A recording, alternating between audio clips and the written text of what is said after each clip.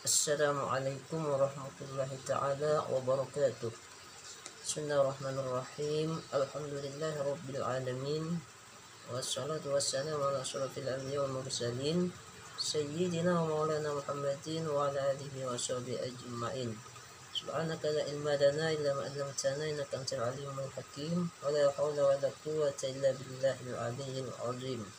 Rabbi shrah li sadri wa yassir li amri wahlul 'uqdatam min lisani yafqahu qawli.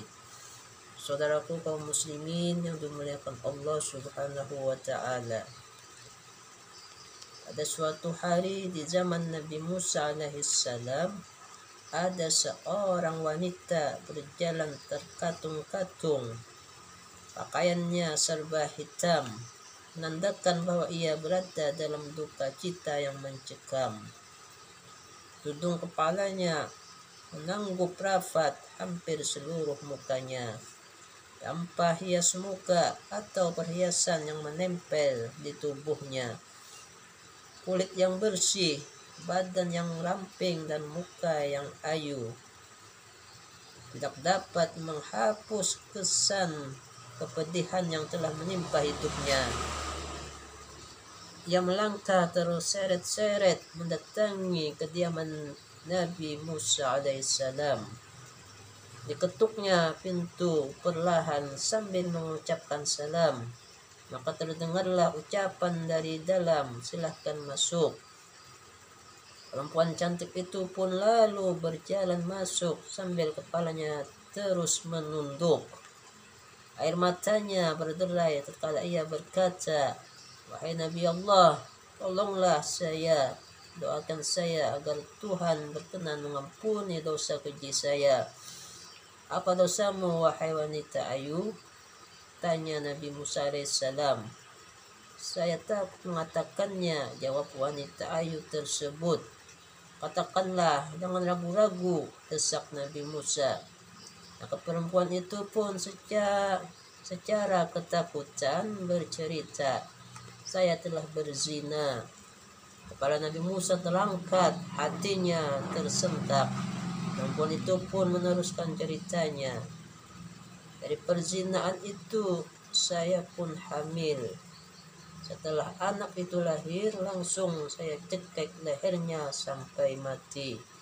Sambil menangis sejadi-jadi, mata Nabi Musa pun berapi-api. Dengan muka berang, ia menghardik, "Perempuan celaka, pergi kamu dari sini, agar siksa Allah tidak jatuh ke dalam rumahku karena perbuatanmu." "Pergi!" teriak Nabi Musa sambil memalingkan muka karena jijik. Perempuan itu dengan hati bagaikan kaca membentur batu yang hancur luluh lantah, segera bangkit dan melangkah surut. Dia menangis terangguk-angguk dan keluar dari dalam rumah Nabi Musa. Ratap tangisnya sangat memilukan. Ia tak tahu harus kemana lagi hendak mengadu. Bahkan ia tak tahu kemana kakinya untuk melangkah.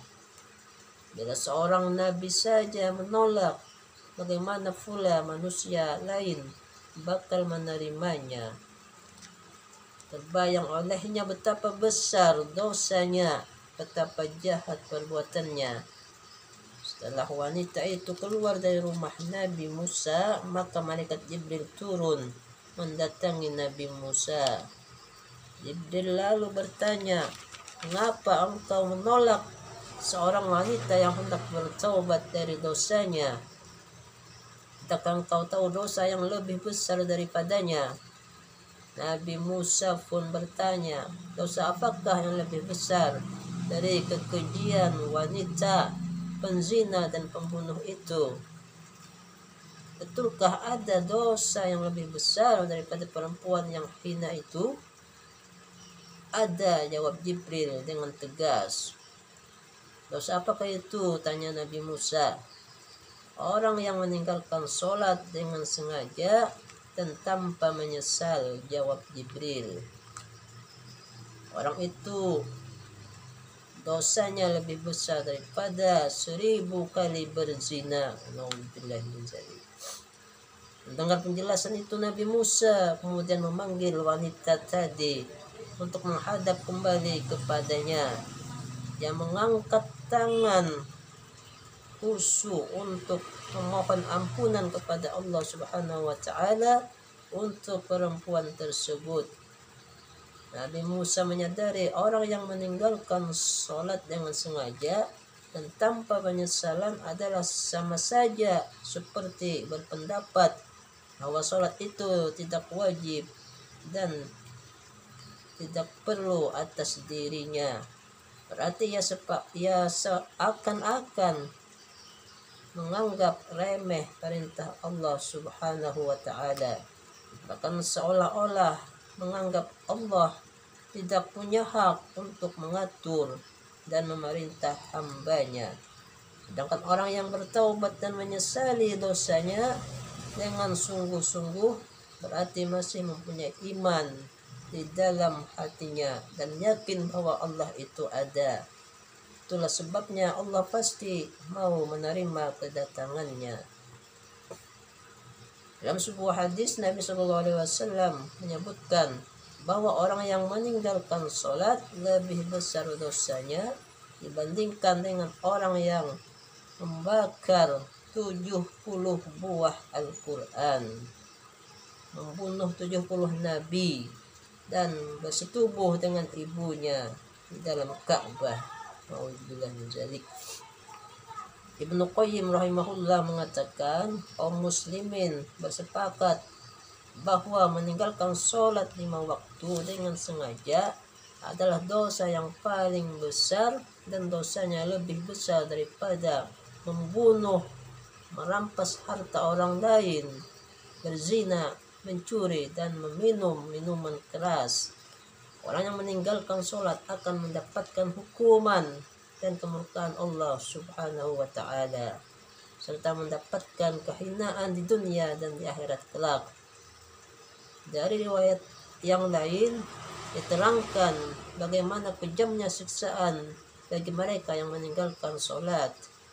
Ibnu Abbas radhiyallahu anhu berkata, jika langit sudah terbuka maka malaikat akan datang dengan membawa rantai sepanjang 7 hasta.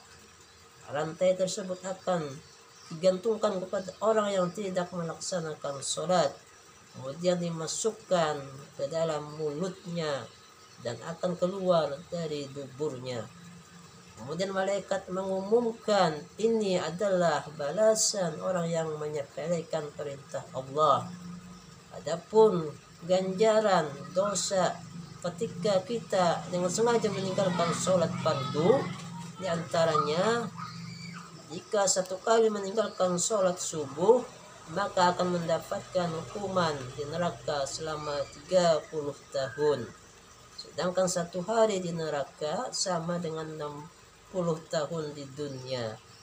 Maka artinya 1 kali dengan sengaja meninggalkan sholat subuh maka bersiaplah untuk menerima siksa di neraka selama 60 tahun lamanya.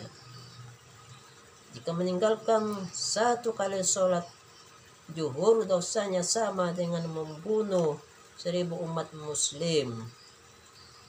Jika meninggalkan 1 kali sholat asar dosanya sama dengan meruntuhkan Ka'bah. Jika meninggalkan 1 kali sholat maghrib sama dengan dosa berzina dengan ibunya jika ia laki-laki atau berzina dengan ayahnya jika ia perempuan. Nauzubillah min dzalik. Jika meninggalkan 1 kali sholat isya maka ia tidak akan diridhoi Allah untuk tinggal di buminya. Sholat merupakan ibadah wajib yang tidak bisa diwakili kepada siapapun dan jangan ditinggalkan walau 1 kali pun meski dalam keadaan apapun. Semoga kita menjadi orang-orang yang senantiasa mendirikan sholat tepat waktu dengan istiqomah. Amin ya rabbal alamin. Mudah-mudahan bisa bermanfaat. Wabillahi taufiq wal hidayah. Wassalamualaikum warahmatullahi wabarakatuh.